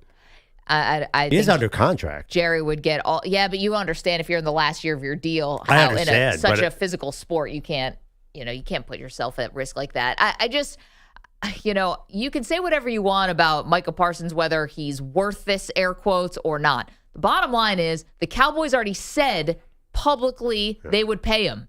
So now he's holding them to it, and it's like Jerry's like, I don't know. All of a sudden we're so surprised that he wants this huge contract when you basically already said we're going to give him this massive contract. And the fact that Jerry is, does this like, you're going to have to talk to him about that. It's like, no, Jerry, he asked for a trade. Like now they're putting the ball in your court whether you want it or not. So it's frustrating, I think, for the Cowboys. And listen, are they going to lose to the Eagles anyway? They're a 7-point underdog in that home opener. whatever. This is why you play the games. But Jerry continuously shows that he puts contracts over championships, and that's why your team hasn't won one since the 90s. No. There's 400 reasons you haven't won one since the 90s. Because Jerry's one of them. Put contracts over. Yeah, I mean, listen, the contract structure, I think, is one of the issues, but there are many other issues. Jerry's the only one. Jerry does a lot of things. He's just got his hands way too into this. But I don't know that Micah is going to hold out that long because he has a huge salary this year, and a caller earlier said they do control him, and they could mess with him a lot of it. He's not going to hold out the whole season, so there is leverage on both sides. The team knows the guy wants to get paid, so I don't think a deep holdout is happening here. It's a lot of money on the line for a guy who hasn't gotten paid yet. I know, but think of it. You got to force through the trees this thing, right? Because it's like, he will lose game checks if he doesn't show up, but it will also probably get him what he wants. So, he's already made a little bit of money. No, I mean, this is his big year. He's got I think in his last year, he's due $24 million this year. He's got a bonus in the beginning, but his base salary is huge this year. Like, he can't hold out. No, but the carrot of what he could be getting is so much bigger than any individual game check. Yeah, but I mean, the reality is it's hard to hold out for a long time. I mean, players do not do it. So I think they're both trying to gain leverage. Here, let me ask you a quick question. If he does hold out, say, 2 or 3 games, is that a white flag on the season? Is that basically saying the Cowboys have no chance? I don't know. Jerry likes to bring up this thing that happened with Emmitt Smith in the 90s, where Emmitt held out for the first 2 games of the year. They went on to win the Super Bowl. Well, by the way, what the convenient facts that are left out of that fun story is that the Cowboys already won 2 Super Bowls at that point. They were in the middle of a dynasty, and they were a completely different team than the Cowboys now. The Cowboys of now have none that are you couldn't even recognize. They have nothing in common with that team. No, I mean, except Jerry, and I don't even know if Steven was around for that team. Where Steven was probably a ball boy at that time. Yeah, it's tricky, but the funny thing is, like, I don't expect much out of the Cowboys one way or the other. I mean, this spread has not changed at 7 because of this Micah drama. I don't know. At the end of the day, I don't think even with Micah, they're a Super Bowl threat. So maybe Jerry's looking at the big picture. He's like, well, you know what? This is, if I'm going to end up paying him $42 million a year. It's going to be bad. I'm not going to cave immediately here. This is the other thing that is annoying, I think, about Jerry Jones and how he handles things. So this is Jerry, a little story time, because it's always got to be story time, Grandpa, that how he bought the Cowboys with a handshake deal on many of the details. I bought the Dallas Cowboys with a handshake. Took about 30 seconds, and I gave the number, shook hands. The details we worked out later. As a matter of fact, one of the details involved a lot of money, and we had to flip a coin over that. But the fundamental, I'm buying, and you're going to sell it to me for that range, that's done. And those are done with eye contact and handshake. So just so you understand why the way that I communicate with people that I negotiate with. To be rich. To be rich I say and that every day. Have things come down to a coin flip. I'll use another Jerryism about why can't we all just do handshakes and look each other in the eye? Well, as Jerry once said, that dog won't hunt. And if I'm an agent for Micah Parsons, that's ludicrous that you would ever trust somebody like Jerry Jones with a handshake and a look you in the eye, and then maybe this comes down to a coin flip. Get out of here. That's some billionaire BS. Why? It is so dumb when he does this story time stuff, Pearl. It's not reality. It's not relatable. Jerry's not out there, potentially exposing himself to a career-ending injury. Like, none of that stuff makes sense when you're talking about a player negotiation for how he bought the Cowboys. Shut up, let me answer. Yeah, I mean, I don't know if you can. I feel like you're taking this a little too seriously because it's Jerry. It's Jerry. Of course he's going to say this stuff. It doesn't mean anything. It's just bluster. And I feel like, aren't we used to this? But would we be terribly disappointed if he didn't say things like this? Like, that's half our industry is quoting Jerry saying weird things. It doesn't mean that actually that's how the Cowboys work. Is it? I mean, he seems baffled that no one will just do a handshake deal. Jerry. I'm just saying, like, Jerry did not make all these great draft picks that they have to pay. Like, the reason they keep having to pay is because somebody's making really good draft picks. Yeah, why don't you let those people negotiate the contracts? Cannon's in Houston. Good morning, Cannon. How are you? Morning. I'm doing pretty good, pretty great actually. Hearing all this. Great. Yeah, I just want to say I love it. I love watching the Dallas Cowboys crumble every year. It's beautiful as a Houstonian, as a Texans fan. I love watching this Love Island football team. They just do dumb stuff for no reason. It makes absolutely no sense, but it's beautiful to watch. And I love Cowboys fans that come out and defend Jerry Jones like he's in some type of right, defending him against Micah Parsons. It's absolutely stupid. You could have had to do it for millions and millions less years ago, like you said. Doesn't matter if he's Von Miller. And by the way, he's on pace for like the second best or third best start for a defensive end when it comes to sacks ever. So he's on a better pace than some of those guys that dude was naming. But it's the Cowboys, so I don't really take anything they do seriously. I think you're taking it a little bit too serious. They're not winning anything. They haven't won anything since I was like 1 year old. So it's not going anywhere. So Kenny, I love well, it. enjoy Keep the show, doing man. You got a front row seat to watch the Titanic of a franchise. I mean, Titanic is probably going to be 8-9. Is that going to be a Titanic? It's not a Titanic. Like that's the thing. Like the Cowboys are still. I think the Cowboys. This is a big debate. Do they still stay relevant? I think they can compete for 500 this year, like 9-8. Awesome. Compete for 500. Hooray. Throw them a parade. Brad's in Oregon. I mean, that's lame. 500 record. You're paying your quarterback $60 million, the highest paid quarterback. You have the third highest paid receiver in the league. You may have one of the best defensive players in the league. You are competing in a division where you actually have good football teams that should be pushing you to be great. And instead, hey, they could be 500. Well, that'd be really good for ratings, though. I mean, listen, that's the key here for the entire thing. Like, we all have to have reason to tune in because we're all watching them. I'd prefer to watch a 9-8 Cowboys team than a 3-14 Cowboys team. You got to be careful about that because I'd rather now watch Shedeur Sanders start a preseason game 100 times over whatever the Cowboys are throwing out. Brad, what do you have for us, sir? Hey, good morning, guys. Thanks for taking my call. Mm-hmm.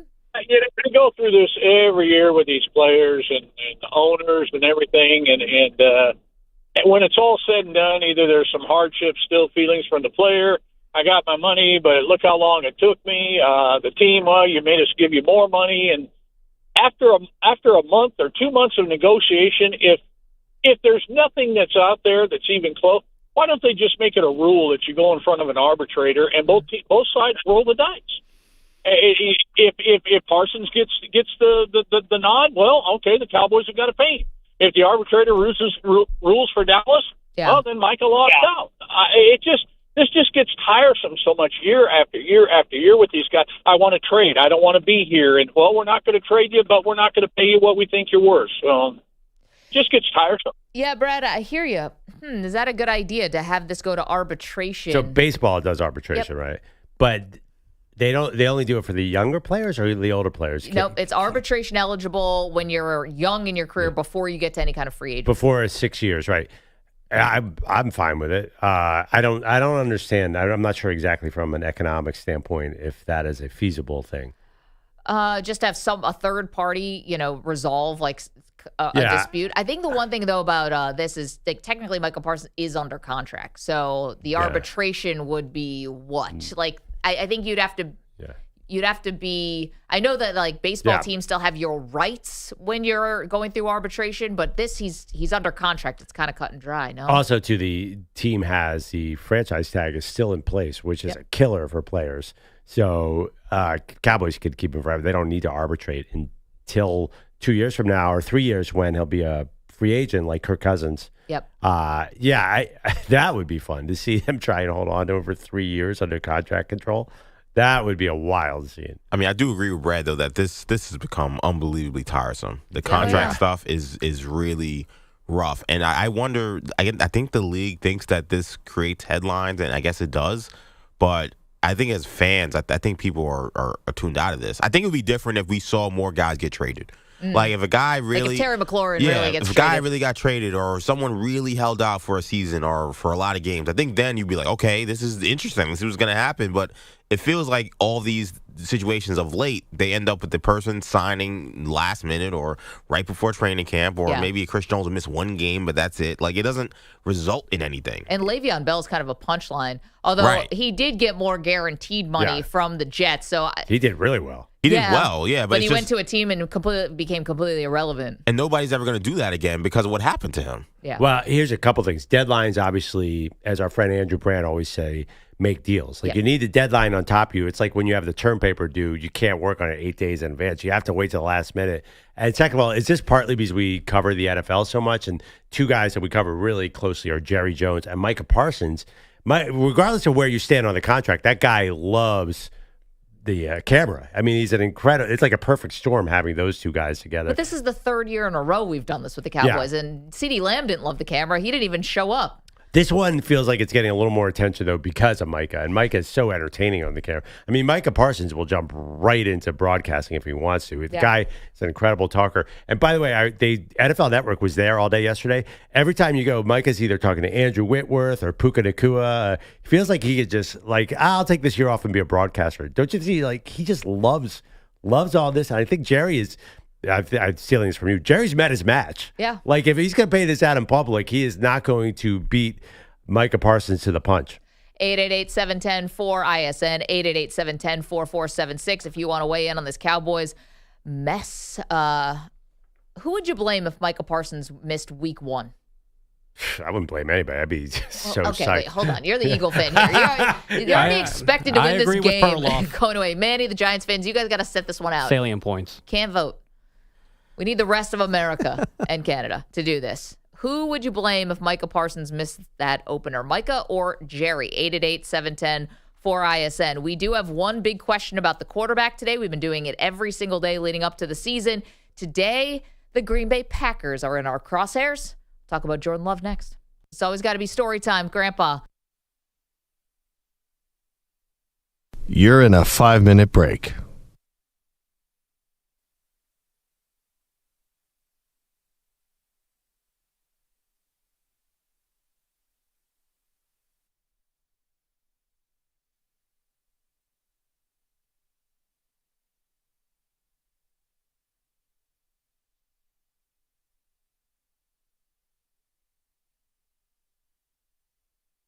Four minutes, 30 seconds remaining.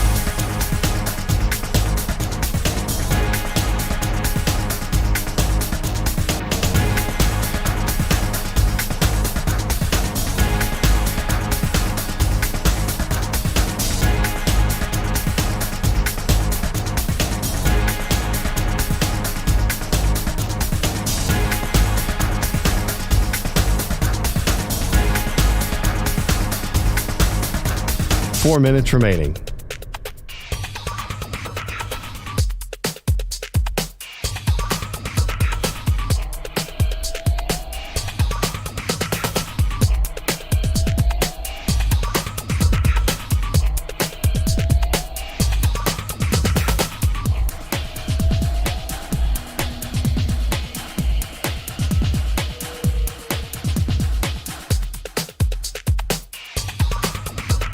Three minutes, 30 seconds remaining.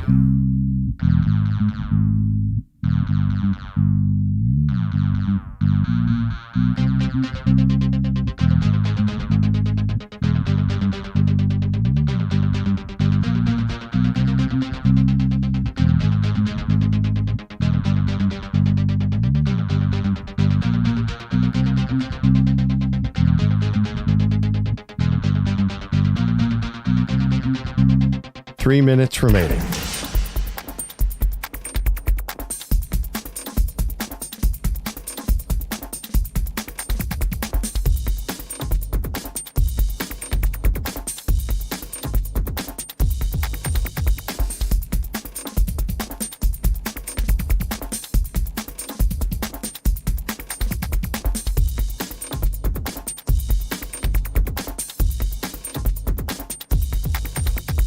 Two minutes, 30 seconds remaining.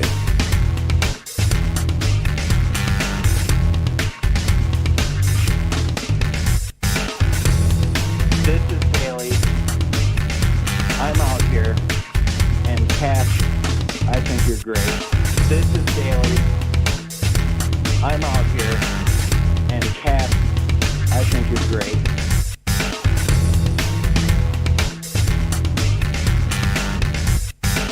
Two minutes remaining.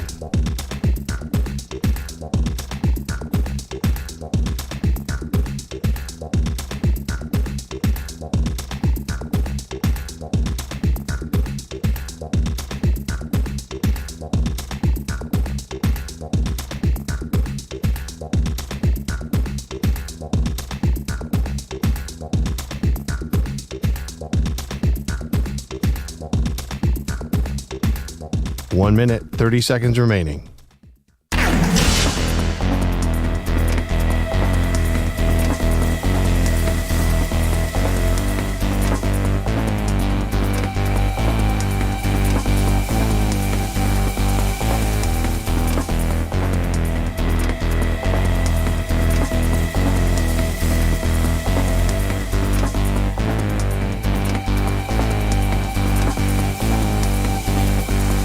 One minute remaining.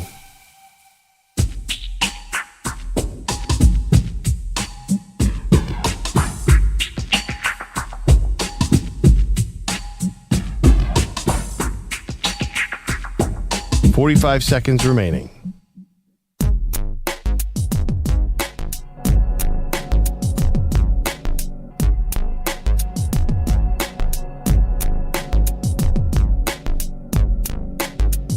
$30 seconds remaining.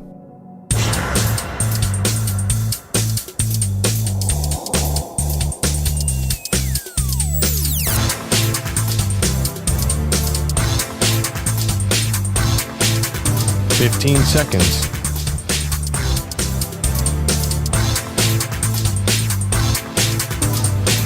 Break ends in 5 seconds.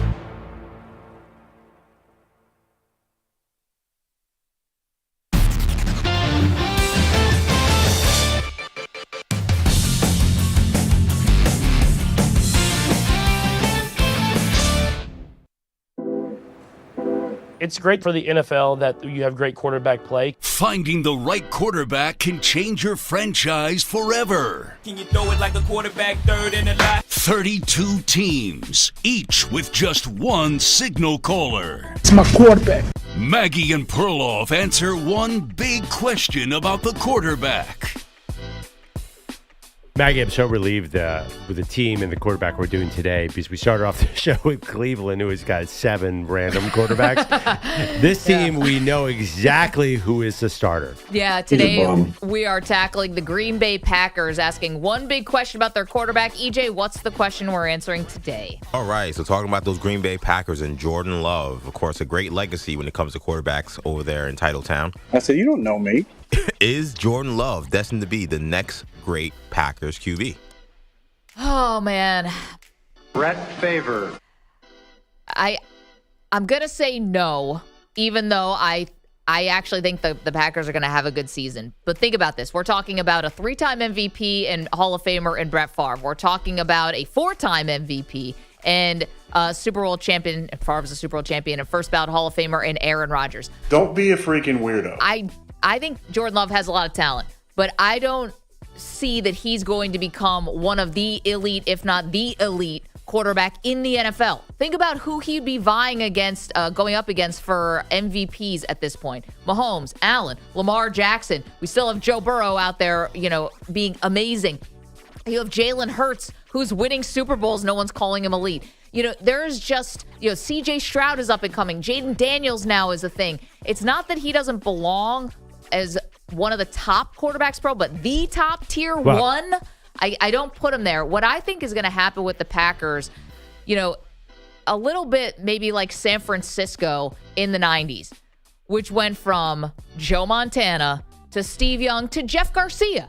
And Jeff Garcia was a really good quarterback. He was a 4-time Pro Bowler. I went back and looked that up. I didn't realize he made that many Pro Bowls. Jeff Garcia was a good quarterback who was leading the 49ers to the playoffs. I think Jordan Love has a chance to be the Jeff Garcia more than another Rodgers or Favre. Wow. Or a Montana or Young, if we're going to that. That would be good, analogy. as long as he's not remember they drafted Jim Druckenmiller was he out of Rutgers or some crazy school that doesn't produce quarterbacks, and that bombed.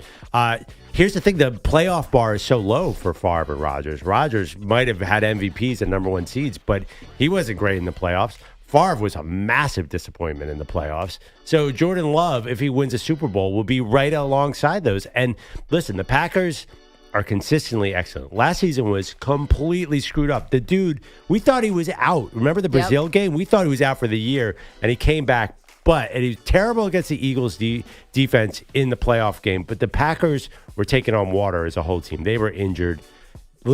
Here is the secret sauce here. Have you watched the training camp highlights of Matthew Golden? Yeah, looks amazing. They finally drafted a wide receiver. The lesson they never, ever took when Aaron Rodgers was there. I just think that this is a team thing. I think the Packers have all these first-round picks all over their defense. If those guys hit, Jordan Love is good enough to get them in the Super Bowl. So I don't know if we're defining elite differently, but Jordan Love is plenty good to win a Super Bowl in the NFL. So by that metric, I'm fine with Jordan Love. Do you think he'll ever be considered the best quarterback in the league? No. Okay, well then I don't think that. But would you rather have a Super Bowl winner with Jordan Love? If he gets a championship, that's going to be right there with Rod. That's going to be totally fine. No Packer fan is going to complain about that sort of triumvirate of Rodgers, Favre, and Love. He'll be right in that mix. They'll consider him the same. Well, I get it because, it's going to feel a little different in my opinion, though, because I think Favre winning one Super Bowl, although got to two, but winning one, Rodgers only winning one in some circles is kind of looked at as a disappointment. I mean, many circles, very much, right? Yeah. If Jordan Love wins one, I think it's like accomplishment. It's, if he only win one, I think you can tell that he's not on par with both of those guys because I don't think anyone would say that's a disappointment if he only wins one. You know what I'm saying? Yeah, he's not being held to that high standard because I don't think people see MVP from him. Now, Mike Tannenbaum did come out on ESPN recently and said he thinks Jordan Love's going to win the MVP this year. They're going to have to throw the ball a lot more. This is not this has not been a huge passing offense. He had big stats 2 years ago when he was healthy. There was a lot of comebacks there, though, because they were down in the first half because of some poor play. But at 24, he threw 32 touchdowns in the NFL. If he can improve on that, say if he wins a Super Bowl and throws 36 touchdowns, I'm just going to pull out a random number. Right. He's going to be viewed as super elite and all time. And Jalen Hurts doesn't throw anywhere near that amount of touchdowns, and he is, by some people, considered a top quarterback, and then other people don't like him. But I think Jordan Love, if he can, it's all about winning here. It doesn't even matter. But stats are going to be fine. Everybody puts up stats. And, Josh Allen's stats were bad last year, and he won the MVP. It doesn't even matter. If he can win at a high level, he's going to be viewed the same. So we're kind of parsing words here. Yeah. I'm not sure. Is he as good as Aaron Rodgers or Brett Favre? I don't think so. Yeah. But is he going to be viewed equally if he can win at the highest level? Absolutely. 888-710-4ISN, 888-710-4476. So Prof and I not agreeing on that one. Is Jordan Love destined to be the next great Packers quarterback? I think this is more of a Montana to Steve Young to Jeff Garcia situation. Not saying he's going to be bad, but not to the level of those guys, not the immortal level. But to be honest, everybody knows the quarterback. He just wrote this really amazing thing for the Players Tribune, and generally those are kind of like PR spin, but this one's really good. I had no idea about his backstory. His father committed suicide when he was 14. I mean, some real obstacles that he's faced, so I'm 100% rooting for him. And if you're into that, like reading about his background, I would highly recommend it. But I just don't know if he's going to reach that elite status, but I'm rooting for the guy. I really am. It's tough, the huge shoes to be walking into. But don't you view his talent as... Do you agree with this, that he's perfectly capable of winning a Super Bowl? He's a good enough quarterback. I don't know how many quarterbacks you think can win a Super Bowl in the NFL, but he's definitely one of them. I mean, if you go 10 to 15 deep, would you be surprised? Like, you wouldn't be like, wow, they won a Super Bowl despite Jordan Love. No. At least you're going to be that. I mean, he's up there. He's really, really good. See, I wouldn't say that about Jeff Garcia. I would have been shocked if Jeff Garcia had carried the Niners to a Super Bowl. But shocked. I didn't think. Jeff Garcia and T.O.? No? I mean, Jeff Garcia was Manny's height. Maybe I'm looking back on it differently. I don't think, like Steve Young, he was going to win a Super Bowl, Joe Montana. I just don't think Jordan Love is Jeff Garcia. I think he's a level above that. Well, excuse me, Mr. 7'3". I'm 6'3.5", dude. I could get drafted. So I would just went back to look at Aaron Rodgers because you were saying Aaron Rodgers' playoff record is like not very robust. It's barely over 500. 12-10 is Rodgers' playoff record. But did you know Rodgers lost 3 overtime games in the playoffs? 3. I mean, ouch. That's brutal. I mean, Rodgers is... It could have been way better. I think Favre's an even bigger disappointment. Favre won 3 straight MVPs, and they completely blew that Super Bowl to the Broncos. They should have won that game. I think Favre's a bigger disappointment than Rodgers. He was the only good quarterback of the 90s. I mean, I hate to say it. He was so far above the competition. And his legacy was ruined by only winning one Super Bowl. Well, it's funny because that's not the memory or obviously the history is written by the winners. And so that Super Bowl is remembered as like a triumphant Elway more than a negative Favre, Yeah, maybe, but that was they screwed that up. I think Shanahan just hit him with a Terrell Davis. They had no idea. Yep. And the illegal kind of zone blocking, they were unprepared for that Super Bowl. And that kind of speaks to Favre. Like, was Favre fully dialed in throughout that entire run? Well, that was one of the, I would say the beauty of Favre. Like, that's maybe the wrong way to put it, is that he was always such a wild card. Then Aaron Rodgers comes in and throws like 2 interceptions a year. You're like, wow, that's efficient. That guy's dialed in. Well, again, but people don't understand like what the 90s football was. The wide receiver he'd get held before he got out of his route. Then he would get his helmet knocked off by a human missile after the route. And Favre was the look at his numbers. He's so far ahead of almost every other quarterback from that era. So anyway, he is a huge disappointment. I think Love is going to finally, he's 26. Yeah. I think he's going to be in a Super Bowl. And I think we're going to view him as an outstanding quarterback. Does he get to tier 1? Yeah, I think he will. I actually do think he will, because he'll have tier 1 kind of numbers. He did 2 years ago when he was fully healthy. And we judge quarterbacks. You're not supposed to, but a win-loss is a quarterback stat. It's not supposed to be. In the playoffs, I feel like it is. Yeah. Which may be even less fair. 888-710-4ISN. Let us know what you think. It's our one big question about the quarterback today. Green Bay Packers. Is Jordan Love destined to be the next great Packers QB? Will he be elite like Favre and Rodgers? Gordon Damer is here. Folks, the Yankees, they got Aaron Judge back last night, but that was about the only thing that changed. And here's the 1-2. Swing and a miss. He struck him out on a cutter. And the Rangers have shut out the Yankees 2-0. I did not need to place a call to Elias to know if you don't score, you can't win. That is the stat that still... Yankees dropped their 5th straight. On the bright side, if you want to look for silver linings, Yankees cutting down on their base running mistakes by only recording 2 hits on the night. No problems on the bases. No traffic. No errors. No, look, hey. You got to find whatever you can go with. That was the call on the Rangers radio network. Yankees now 25-33 since the end of May. Yeah. So this is not a small sample size any longer. Just 6 games over 500, half a game up on that final wild card. If we don't win, doesn't matter. Half game back, half game up. If we play like this and aren't stringing wins together, it's not going to matter. And, of course, Perloff was asking me earlier, what happened with Boston last night? Pitch, swinging a ground ball up the middle, into center field. That's a base hit. Bregman scores. Abreu's going to test it. He's around second, into third. Trevor delivers. And it is 6-2 Boston. Yeah, that's the call on the Red Sox radio network. So, hey, Gordon, what happened to every single baseball expert who said the Red Sox were dead in the water after trading Rafael Devers and that they had no idea what they were doing? Because I don't hear those same experts saying the same thing about the Red Sox now. Just wait. No, they've turned things around. Moving off of him was kind of the turning point. Yeah. Well, who knew that the guy they were going to call up, what's his name? Roman whatever? Anthony? Yeah. Roman Anthony. That he was going to come up and look like, the second coming. I mean, he was a massive prospect. I know, but did you think he was going to hit the ground running this way? I saw that guy hit a 500-foot home run the week before he got called up. And I was like, yeah, this guy can play. I just think that MLB experts particularly don't understand the randomness of this darn sport. Because I was here this year, Gordon, I'm going to call out someone who's not here.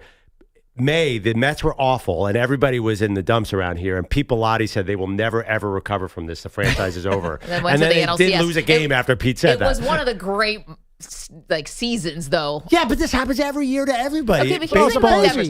Here's the thing about Devers, though. It's like, all right, were people like me wrong where I was like, what are the Red Sox doing get rating Devers? He won a World Series with you, all of that stuff.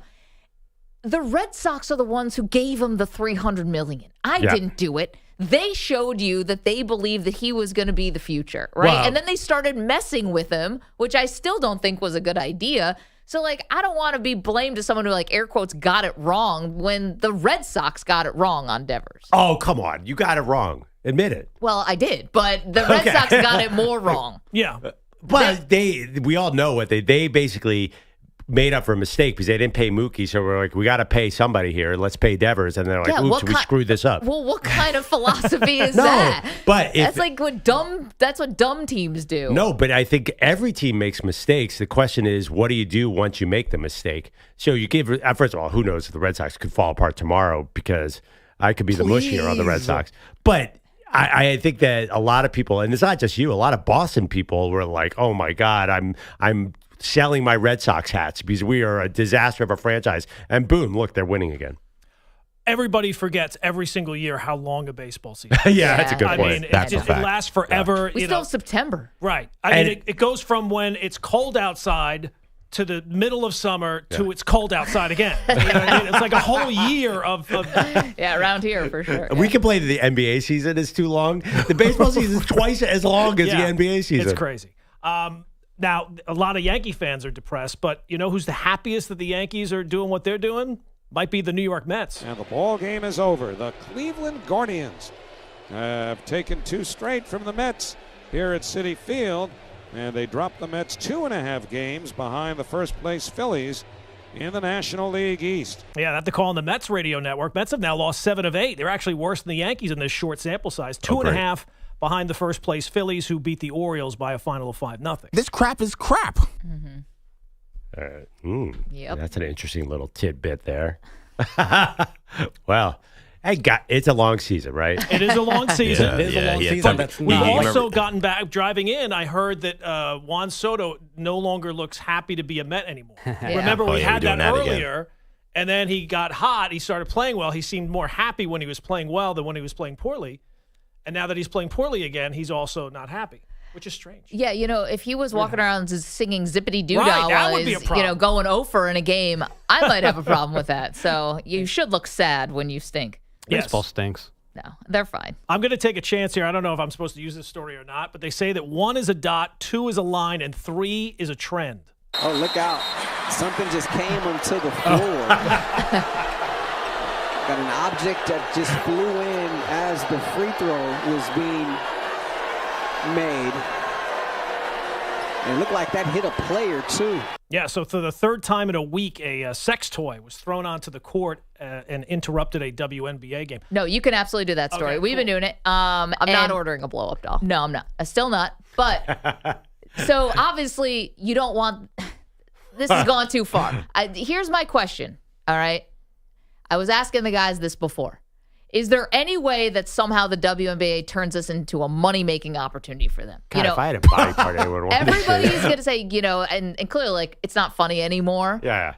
But this is how you get the ultimate revenge. Someone's doing this. It started off as a joke, obviously. We laughed about it at first. Maybe people are still laughing about it. But now it's getting a little weird, and these objects keep getting closer and closer to the players. So whoever's doing this, your aim is terrible. And so now this is how you flip the script. Oh, you think this is going to be funny? Well, now we're going to be WNBA branded whatever, and we're all making millions. I think Hurts has got a couple inches on him. Yeah, I don't know how much money there is in that particular market. I think a lot. Whoa. I've it can grow very quickly, though. I mean, what's that? It could grow very quickly. All of a sudden, you have a. But it's penetrated the market. We get it. I've got a couple of companies that I'm thinking of that could probably take advantage of this. But one thing is, let's be clear. This has happened in men's sports too. It's not like the WNBA. I think this is not. That's why it feels a little misogynistic when you keep throwing this stuff on the court. Certainly a growing issue. But I do think it like the misogyny part of it. Also, do remember the Bills fans do it too. Yes, like they this do. is not. This is a fan thing too. Yeah, I don't know though. Is that the image the WNBA wants? Well, this is how you definitely not. This is how you wrestle it back. This is like how you embrace it, and maybe it's not on the court, but. Maybe there's a social media maybe it's just a social media only play. Well, we've had this argument. Make money off of this, ladies. We've had this argument before. What do you think of the WNBA selling sex on social media? Not selling sex. That's terrible. But, there's two kinds of social media. There's like, you point out Jimmy Garoppolo does that for football. He gets commercials because he's super good looking. So why shouldn't a WNBA player get commercials because she's super good looking? Right. But it is kind of weird. Like, I do think, and I think, EJ, you're kind of getting it, like the WNBA doesn't want to be viewed that way. They want to be viewed as awesome athletes, which they are. Yeah, I mean, I think there's a fine line, right? Like, they have no problem showing, what ends up being kind of like a catwalk, like fashion show for the walk-ins for the games, and the women look incredible. But like this is different, right? This becomes like more of an explicit thing. Yeah, a little tawdry. And it's a family league, right? Like they embrace a lot of like bringing kids to the game, being like role models for young daughters, young kids, period. So that's where it becomes tricky. Like, how do you be like, oh, look what my favorite player is doing what now? Like, telling that to your 9-year-old kid's gonna be a little tricky. Clark did what? If Caitlin all of a sudden had a line of sex toys, now that would just be unbelievable. But here's the thing. Women's empowerment looks like a lot of different things, right? And so, you don't want to pigeonhole yourself. And I'm kind of tongue-in-cheek a little bit with this. But it does look like a lot of different things. And one is finding opportunities wherever they are. And I'm not saying they didn't seek this out. It kind of fell in their lap. And I know it's unconventional. And it would be a very hard thing to pull off, like a fine line. But if anyone could actually make money off of this and embrace it in a certain way, like, who's the boss now? But I think the main thing you want out of this is for it to stop. And if you embrace it in any way, aren't you encouraging that kind of behavior? That's what I was thinking, too. Well, and that's the thing, right? It's like, do you want, like, I think about this sometimes with, like, and this is taking it a much more serious place, like slurs, right? You call somebody something, and then they turn it back and say, I'm going to call myself this, and I'm going to de-weaponize it from you, and I'm going to use it as empowerment for me. Like, that's kind of what I'm getting at. But it would be, the WNBA is too corporate for this. That's the bottom line. Are we getting a little serious for this? I warned you I was getting serious, but that's kind of the philosophy of what I was thinking behind it. It's like you're trying to weaponize this by making women uncomfortable by throwing this stuff on the court or trying to be funny. We're going to take it away from you as a weapon and turn it into money-making for us. By the way, security, I mean, they got to figure what's going on. And I'm really I think this is fantastic news for the guy who was already arrested for it. Because you could say, no, it wasn't me. See, it's still going on now. I was in custody when this last league. Does anyone think he's a serial... Yeah, and by the way, this idea that whoever threw it has bad aim, those things are not exactly aerodynamic. I mean, listen, you have to account for the wind. Are you sure? I mean, I don't know. Account for wind? It would seem almost like a boomerang action. It would always kind of go back into the... Yeah, I mean, listen, maybe we could make that an Olympic event. Well, it's funny because Sylvie Cunningham last week tweeted, "Stop throwing them on the court. You're going to hurt one of us." And she was the one who got hit with it yesterday, and she tweeted, "This did not age well." See? Trying to diffuse it with humor there. I don't know. Why can't we just enjoy the WNBA for the basketball? Why do we always have to add these extra dramatic elements? Because fans suck. Yeah, because someone keeps throwing them on the court. Yeah, I know, but it's not the WNBA's fault. But it feels like you want to amplify it.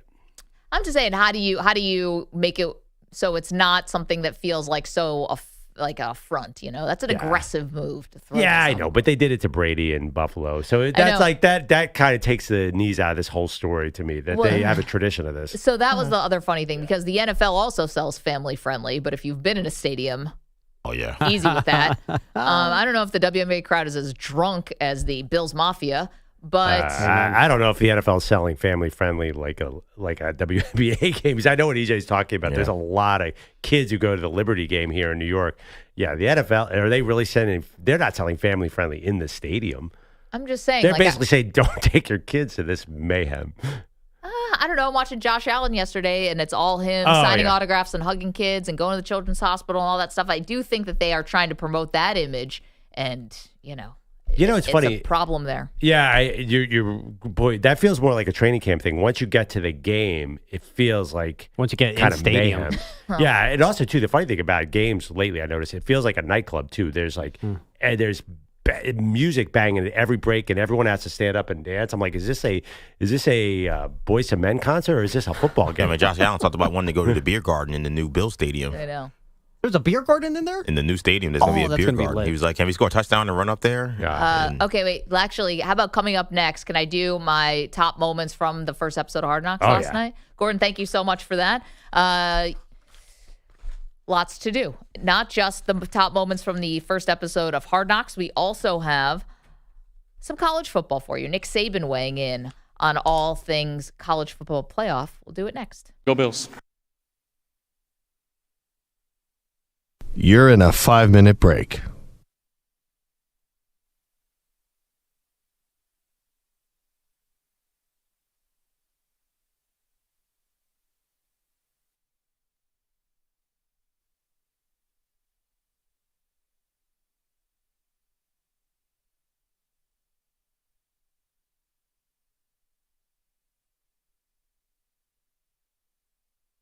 4 minutes, 30 seconds remaining.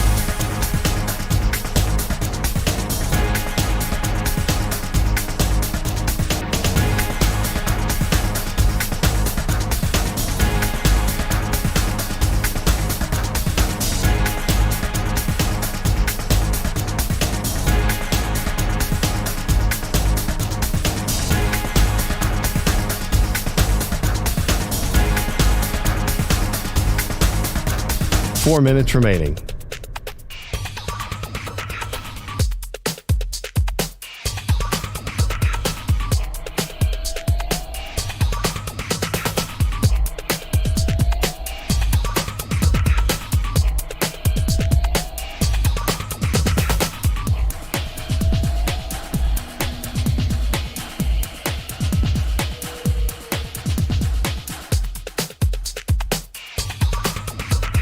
Three minutes, 30 seconds remaining.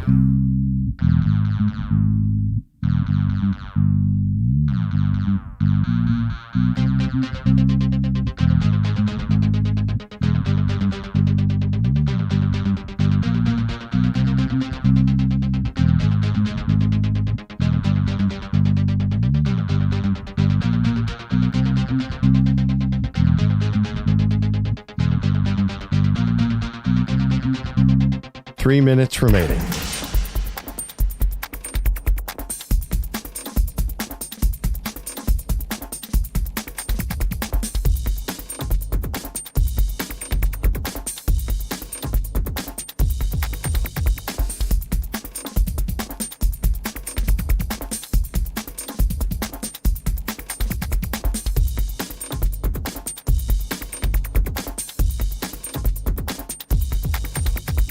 Two minutes, 30 seconds remaining.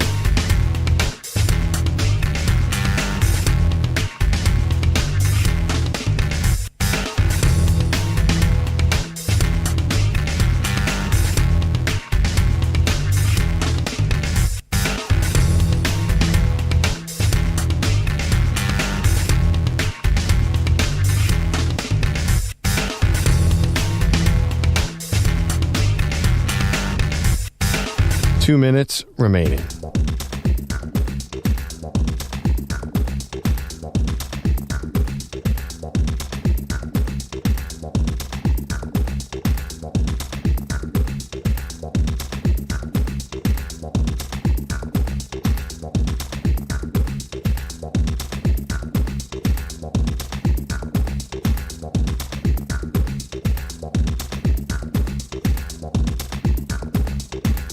One minute, 30 seconds remaining.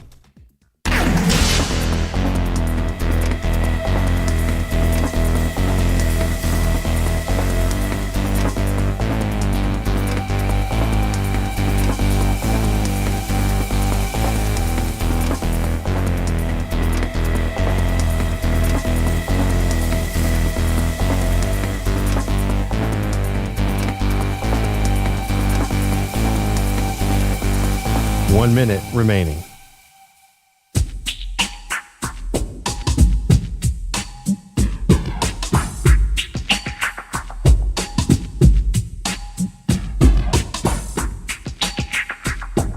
.45 seconds remaining.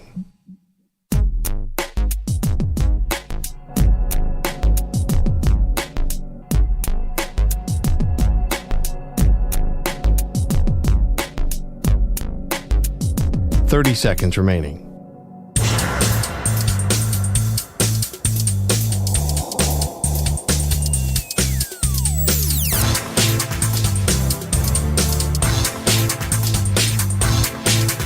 .15 seconds.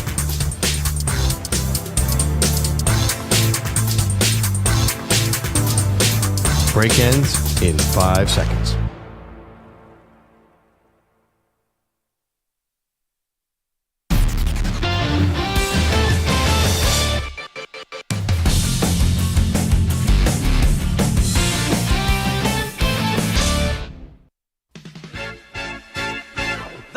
Make me wanna shout. Kick your heels up and shout. Throw your hands up and shout. Throw your head back and shout. Come on now, the Bills are making it happen. Blame HBO.